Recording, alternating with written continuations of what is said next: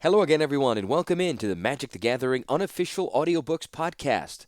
I want to welcome Chris to the Patreon as a content human. Welcome aboard. And again, your support will hopefully help reunite friends that haven't seen each other in over 3 years. Of course, my wife, and bringing her friend over here to Japan. We are trying to hit a goal by October, so please check out the Patreon in the show notes and join if you can. Secondly, the Discord has gotten some more members, so don't be afraid to start up conversations once you join. We're all there for the same reasons. Although I know it can be a little intimidating with some convos going on, but it's a very welcome place to talk lore, cards, characters, and more.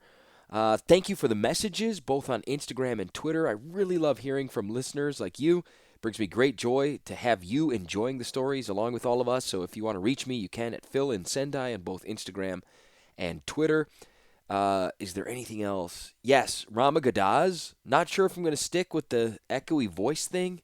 Put it in. Not sure if I like it, but it's hard to differentiate like dragon and demon or Phyrexian and also like a motherly dragon with a booming voice. So I don't know. We might play around with that if it comes up. Not sure if it does this chapter.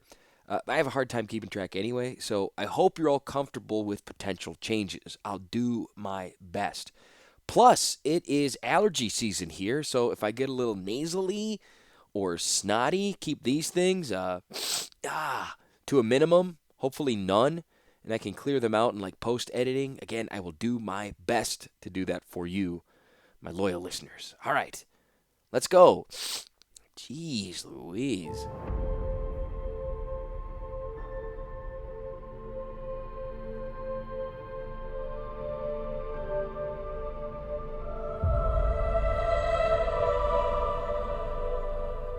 Chapter 14.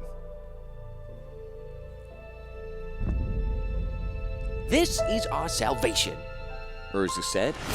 He paced before the array of plans. They filled the semicircular wall of his high study in the manor rig. The room was an approximation of his library back on Talaria, though the books that lined the shelves here were largely Thran, unreadable to anyone but Urza. Tonight, the shelves served to hold tacked plans, the latest wild imaginings of the artificer genius. With a slim pointer cast of the new batch of Thran metal, Urza indicated the sleek structure of the device. It is a flying machine made entirely of Thran metal. It is driven by a matrix of power stones which take up as much of the hull. With these stones, it is capable of faster-than-sound travel. Power can be diverted from the drive systems into various gun batteries. What is it for? Jorah asked. Among the group gathered, including Teferi, Karn, and a handful of other top scholars, the Gitu woman seemed the only one willing to question the master. Urza pivoted mid-sentence and looked at her, blinking. Why, it's for war. War with Phyrexia. Jorah's brow furrowed. Teferi's hand clamped over her arm, but she spoke all the same. The metal and power stones needed to construct that ship could be used to make armies of warriors, which would be more effective against armies of friends. Armies are slow, replied Urza. The lamplight of the darksome study glimmered from his queer eyes. This machine will be able to move like lightning for quick strikes against specific targets such as dragon engines and landing craft. How many such engines do you suspect the Phyrexians will have? Perhaps hundreds, Urza said grimly. Perhaps thousands. Shouldn't we plan to build hundreds of thousands of machines like this? Jorah asked sensibly. Urza looked nettled. There aren't enough active power stones on Dominaria to build 2 of these devices and any mechanical defenders. Jorah sighed, crossing her arms. As fantastical and appealing as this idea might be, it seems to be impractical in the extreme. Unless we find some underground trove of power stones, we must make the best use of the few we have. A fiery light glimmered in Urza's eyes, and he seemed on the verge of snorting. He placed the tip of his Thran metal pointer on the table and pressed upon it. The rod trembled with the master's anger. Instead of breaking, the metal only made a jagged line across the obsidian top. Wheeling, Urza tore the plans down from the wall, crumpled them, and flung them savagely into the corner. No more delays! I want the prototype Thran Metal Man completed this month!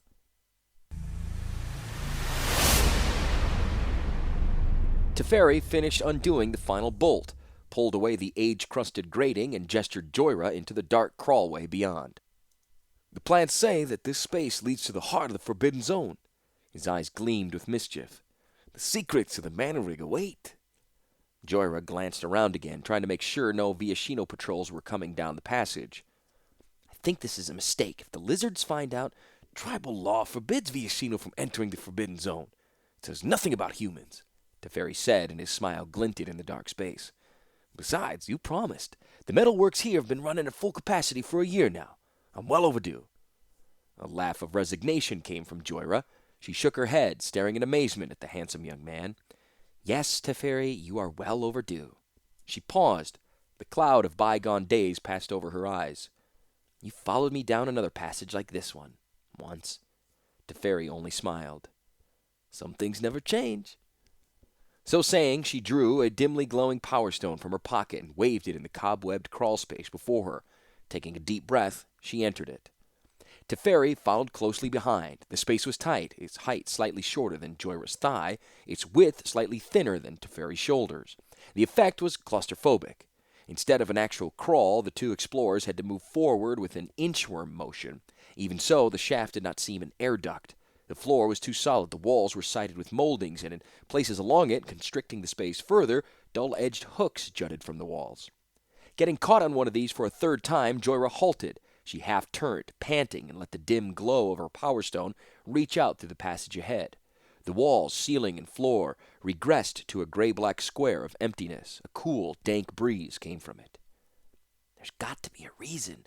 It's forbidden, Joyra whispered, sending sibilant echoes both ways from them. Yes, because whatever's in there is valuable. Precious. Perhaps even deadly, Joyra finished for him. It occurs to me that since this was your idea, you should have been the one leading. Teferi didn't respond immediately. The sudden silence made Joyra nervous. She craned her neck to make out a man. His power stone flickered, and wedges of light danced wanly about them. Joyra, he said at last, voice awed. These hooks in the wall. You know what they are? Triggers for deadfalls, she ventured wryly. Poison darts? Lamps, Teferi said, answering his own question. These are lamp sconces. Look. He lifted his power stone toward the small curl of metal jutting near the top of the wall. The stone pulsed brighter as it rose, showing up a small, shiny parabola in front of it, and a clip in a sconce. Teferi positioned the glowing rock in the clip, and suddenly it flared. The explorers fell back, shading their eyes. Bright ribbons of light coursed out around them. Soon their eyes adjusted to what had seemed a blinding glare, and they saw the hallway clearly. That's what it was, a hallway made for creatures much shorter than the two humans. The floor was composed of Venice marble, the walls of riveted metal, and at even intervals along the passage, lantern sconces hung. Who was it made for, Viashino? Joyra wondered out loud. They'd have as much trouble as we are getting down this passageway. Maybe the ancient Thran were little guys, Teferi speculated. Joyra shook her head. Don't you remember the stories of Urza and Mishra finding the first ornithopter? Its seats and controls were human-sized. No, this must have been someone else. You mean that someone other than Thran built this place? No, Joyra responded. I mean that the Thran built this place for someone else to run. A slave race? Perhaps, Joyra pivoted. I see something ahead, off to one side. Looks like a doorway. Lead on, but be careful. Some of the Thran slaves might still be around. Teferi withdrew his power stone from the sconce, and immediately the hall was plunged in darkness. It took a while for their light-acclimated eyes to adjust to the murk. Taking a deep breath, Joyra inched forward until she reached the doorway. It was a short opening and narrow. The space beyond breathed hot, dry air past her. Cautiously, she extended her power stone into the swimming blackness. It showed up a set of ceramic pipes, conduits crawling over each other like a viscera of some great leviathan. As her eyes grew accustomed to the darkness, she could make out low in the tangle of tubes a number of the greater pipes glowing faintly with the heat of the lava they carried. Teferi crowded up beside her and confirmed her thoughts. This is where the other channel's empty. They're meant to power the machinery in the Forbidden Zone. We've accounted for only 30% of the lava tubes. If the other 70% were used for these other devices, what would take that kind of power? What if it was mutagenic research, the kind of thing Crick's been doing? Teferi volunteered. Joyra was dubious. Can't imagine using such thermic power to create clone creatures. Crick certainly doesn't have that kind of power. Mutagenics comes from tampering with the power of growing things. Remember the stories of Ashnod? Vats and chemicals and muscular fusion? Teferi's reply was wondering. You really listened to all of Urza's lectures? Pushing onward down the corridor, Joyra said, The cool, dank air comes from ahead. There must be a big room up here. Crawling, they came to a tight bend in the passage, a kink, as Teferi called it.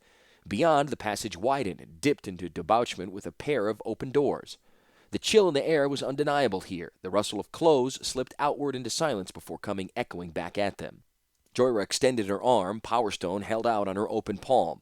The light was too feeble to show up anything. Even with Teferi's glowing crystal alongside it, the space ate up the light. Well, Joyra speculated, either we venture blindly forward, fall into some open pit or we try to find another light sconce or two. Here's one, Teferi said, slipping his Power Stone into the bracket. As light leapt blindingly outward, Joyra fitted her Power Stone into a niche on the opposite side of the room. The resulting glare filled the vast chamber, driving shadows back beyond a vault of riveted ribs. Metal struts and trusses lined the walls and ceiling, shot through by more tangles of pipework. The countless tubes bristling here and there with valves and pressure gauges, pumps and release valves, and entered the room through the walls and floor, snaked in writhing piles of pipes across the chamber, and converged on a great central mass encased in scaffolding many stories high. To compare the network of tubes to vessels surrounding a giant heart would be to vastly underestimate the number of tangled channels. They formed a veritable thicket through which the central mechanism was hardly distinguishable. "What is it?"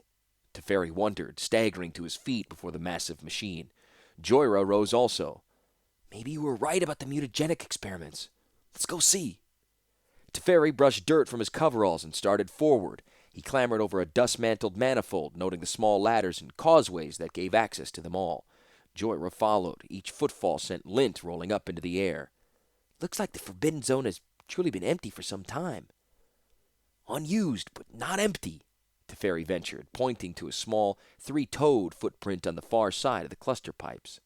An adjacent channel held a three-fingered handprint. More tracks led away from the spot into the lurking shadows behind the main mechanism. "It's as though somebody watched us approach and scrambled away when we lit the place." A wary look crossed Joyra's face. "We've seen enough to make a meaningful report to Urza."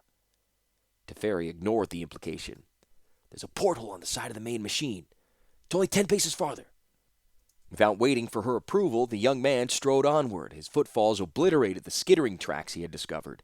Joyra fell in step behind him. Shadows deepened. The glare was reduced to triangular bright spots cast in kaleidoscope across the metal-plated bulk of the mechanism. Teferi and Joyra reached the porthole. Teferi wiped centuries of dust from the face of the glass. A dagger of light stabbed through the porthole glass and glinted across something within. The explorers crowded together by the window and gazed in. "By the stones of Koilos!" Joyra gasped.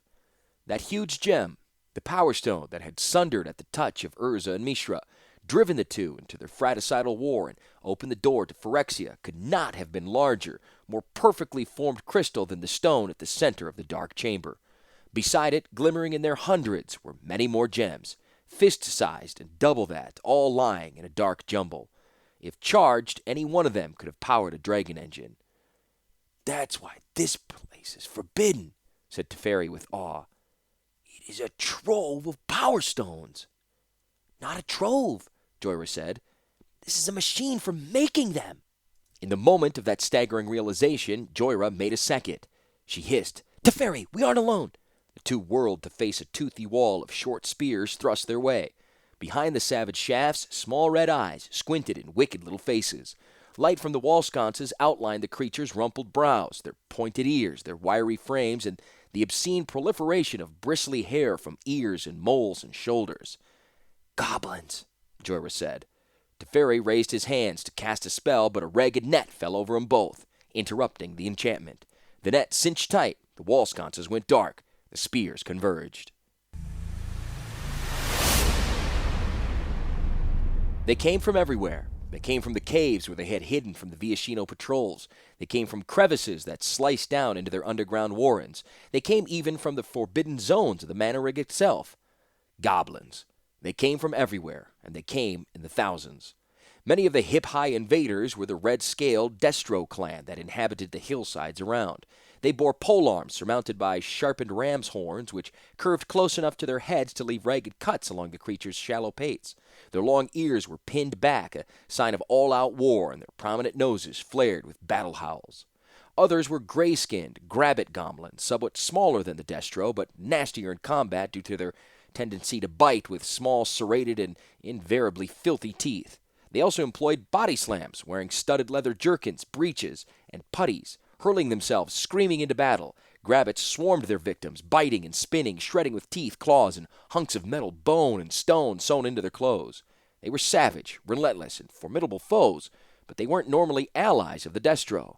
Nor were the third group of the invaders, the silver-scared Tristo goblins. Tall and thin, Tristo occupied the distant ridges of the caldera. Not normally a warlike race, Tristo were bone-rolling oracles and goblin visionaries given to week-long trances that yielded lengthy and largely unintelligible predictions of doom.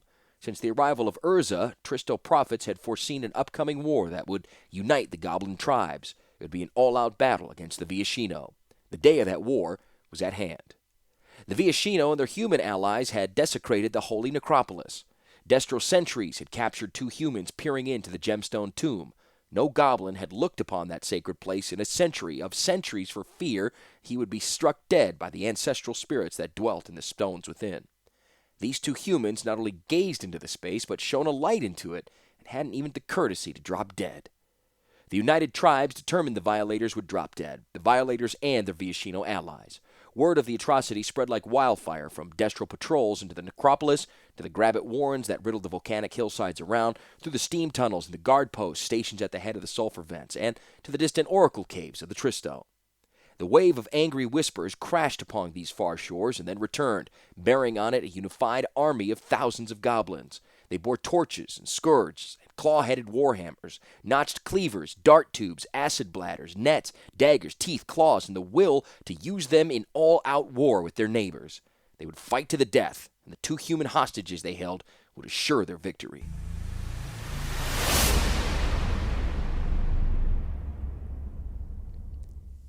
Urza had been working over his prototype Thran Metal Man when the alarm went off. He looked up, gemstone eyes glinting in frustration. Whenever Joyra and Teferi were off duty, the alarms were almost continuous. Closing his eyes, Urza rubbed his temples. The sights were only mental projections, of course, but thus were all the more susceptible to psychosomatic ailments such as muscular tension and nervous spasms. He opened his eyes again. The half-assembled metal man stared blankly back at him. It wasn't working. Thran metal grew. He had not recognized that fact before. He had assumed only that Joyra's trinket necklace were fashioned in various sizes. Now he knew that the large lizard pendants had grown from small ones. The pieces of the Thran metal man were growing too. His chest plates were already grating against each other and binding up the shoulder joints. Worse, the clockwork gears ground together, breaking off cogs and bending shafts, shattering flywheels. Even as Urza sat there, considering the slowly deforming mechanism, a great clang announced the sudden catastrophic failure of a strut in the creature's pelvis, and a groin plate slumped ignominiously. Urza slouched back in his seat, wondering how long this alarm would be allowed to blare. The mana rig was like a giant bucket, amplifying the clamor until it was unbearable. Around the ringing corners of his mind, Urza chased an elusive thought. Something about aligning growing parts according to the geometry of life so that the pieces could expand in concert rather than opposition. A sphere shape or a 3-dimensional oval with internal mechanisms organized in nested shells would allow for the growth of each level and that of the whole. Even in the shrieking air, he recognized the irony of designing a machine after the plan of Phyrexia with its nested planes. His gaze strayed to the abandoned plans for the Thran metal ship. It was ovoid. Perhaps he could use the concentric organizational plan to structure to allow the Thran metal organization with the make a growing... Enough! Shouted Urza at the reeling ceiling. The alarm was suddenly louder, jarring into the room with a flung back door. Urza whirled angrily, seeing the silver man crouching in the too small space. What is it? Goblins. Goblins everywhere. 3 tribes. The Viashino are losing, Karn said in a rush. That's it! Urza growled, standing and growing a war cloak about his shoulders. The stylus he had been holding grew into a glimmering staff, and he strode ahead of the silver golem, out the door, and toward the battle. The forge room was chaos. Viashino workers in their leather coveralls fought side by side with disheveled human students. Wrenches and spanners flashed among double-bladed portings, wrist daggers, and dragon-headed throwing axes. The lizard men fought in ragged clusters, backed up against the vast, glowing furnaces they tended. With desperate jabs and off-balance swings, they held at bay the loud, lapping tide of goblins. They were everywhere. Gray Grabbits swarmed at the front. They hacked and gnawed at knees. Red-scaled Destro crowded up behind their short comrades and swung ram-horn polearms above their heads. Here and there, hooks caught Lizardman's sleeves or wattles and dragged the victims onto the impaling gray horns. Behind that line, a few silver-skinned Tristo held the center of the floor and flung fire and lightning into the defender ranks. Viashino were falling. Already 17 workers and 4 warriors lay in pools of gray blood among the advancing goblins.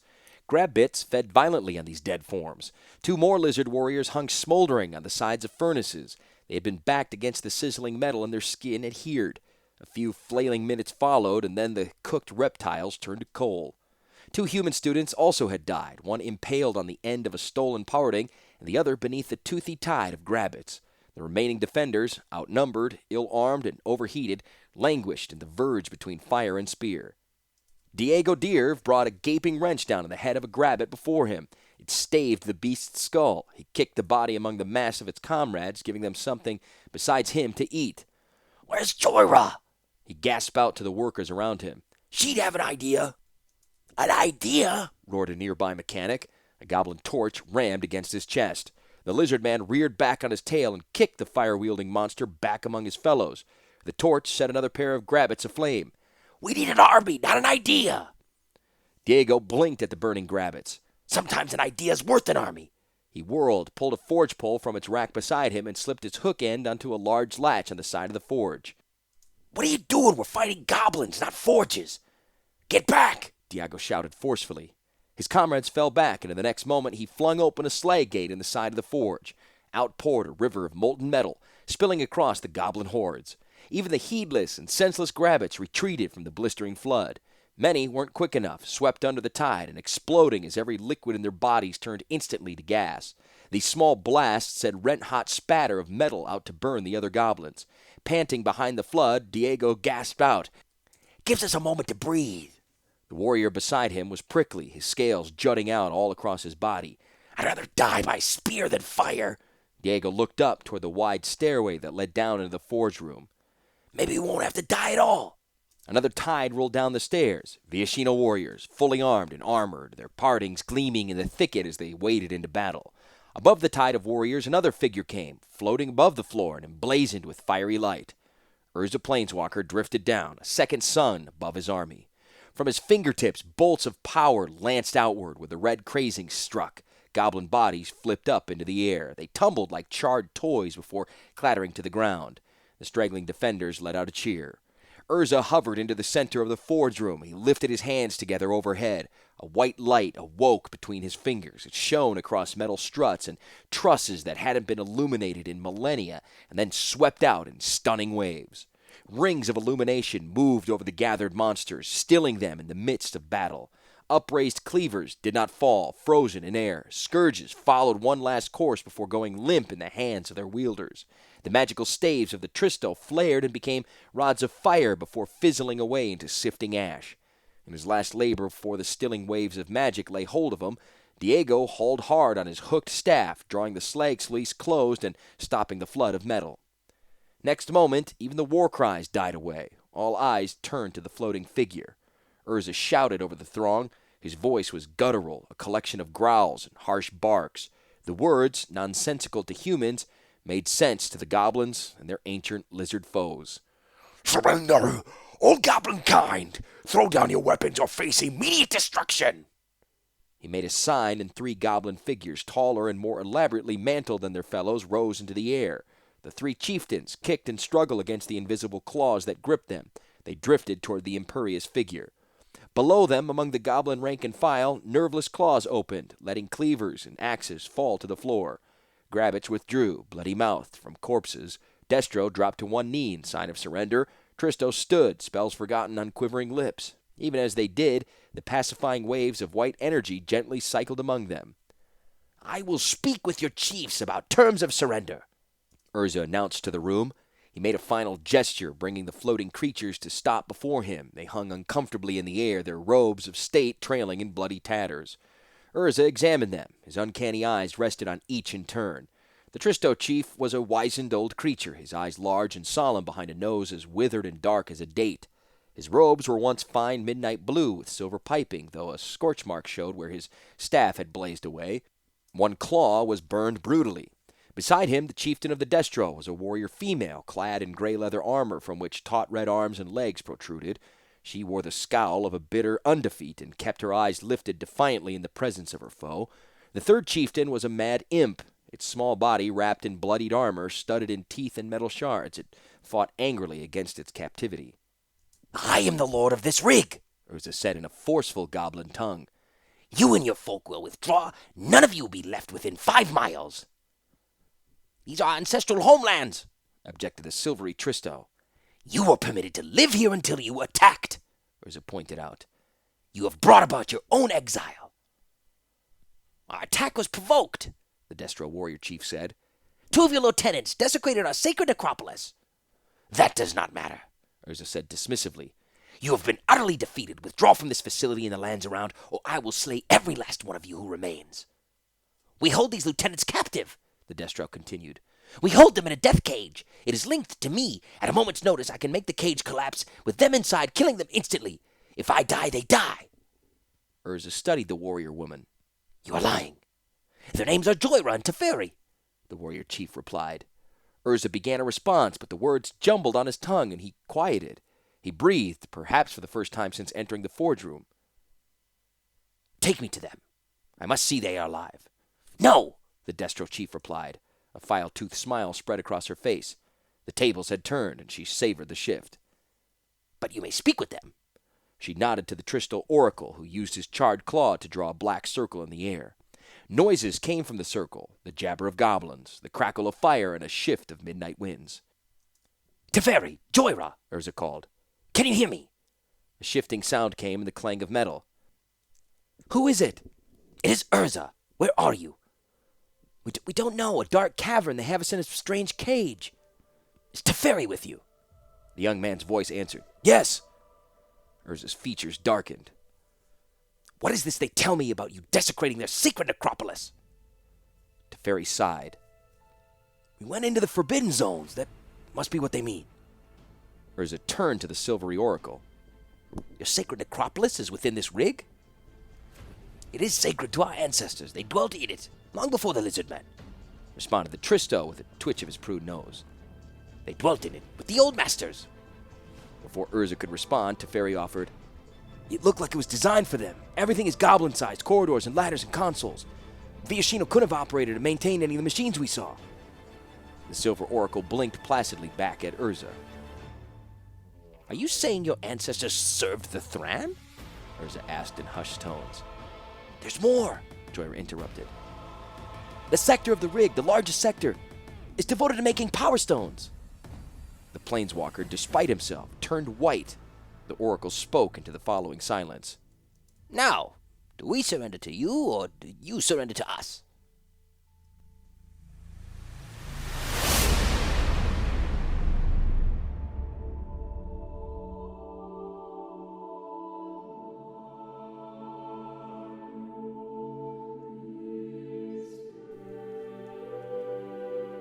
Urza arrived today with strange and marvelous news. He has just brokered a peace accord between 5 races. Yes, Urza Planeswalker, Defiler of Argoth, Scourge of Terisier, Bane of Serra's Realm, Destroyer of Talaria, he whose name has become synonymous with mad and savage war. Urza has brokered peace. Viashino, Tristo, Destro, Grabbit, and Human now work hand in claw within the Mana Rig. To make matters even more incredible, the 2 human prisoners of war caught desecrating the sacred necropolis of the goblins have been set in charge of returning the goblins to their ancient homelands in the Rig and training them once again to run the machinery there. And most incredible of all, what Joyra, Teferi, and their goblin hordes will be producing are power stones, large and perfectly engineered for whatever task Urza wishes. He seemed mad again, relating all these things to me. He seemed as delighted as if he had just finished designing some vast, improbable, and powerful machine. In a way, that's what he's just done. I was sad to report less stellar results from my own efforts. Crick's negators are growing more powerful by the week. Our laboratories can hardly keep up with the old designs. New versions of our runners are still months away from their initial trials. The spells we have marshaled have succeeded in blocking whatever summoned creatures and artifacts the Phyrexian mages have conjured, but we cannot keep up with their studies. I sense a final conflict coming. Even if Crick's forces do not overrun us soon, we will deplete our resources and workforce. Whether they win in a moment or in a million moments, they will win. It was with this assessment that I pleaded for Urza to return and bring Joyrun to ferry with him. He shrugged off the request, saying he had complete trust in me. He reminded me of the beacon, saying I could call on him at a moment's notice, and that was the end of it. He couldn't wait to return to his mana rig and the marvelous machines it would produce. I cannot help feeling abandoned. Urza has learned much, indeed. He no longer forgets his past obligations, only ignores them. Baron, Mage Master of Talaria.